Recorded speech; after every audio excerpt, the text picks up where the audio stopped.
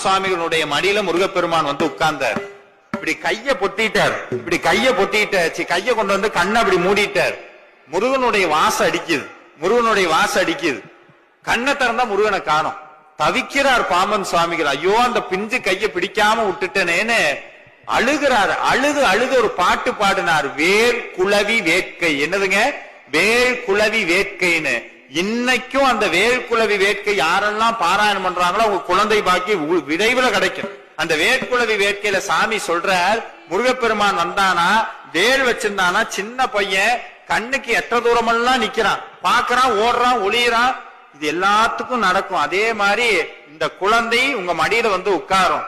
அப்ப ரெண்டு கண்ணத்தை இப்படி தடவும். உனக்கு என்ன வேணும்? எதுக்கு என்னை கூப்பிட்ட?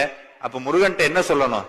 எனக்கு எதுவும் வேண்டாம், எதுவும் வேண்டாம், நீ இருந்தா போதும், என்னைக்கும் நீ இருந்தா போதும்னு அந்த ஒரு பிரார்த்தனையை சொல்லுங்க.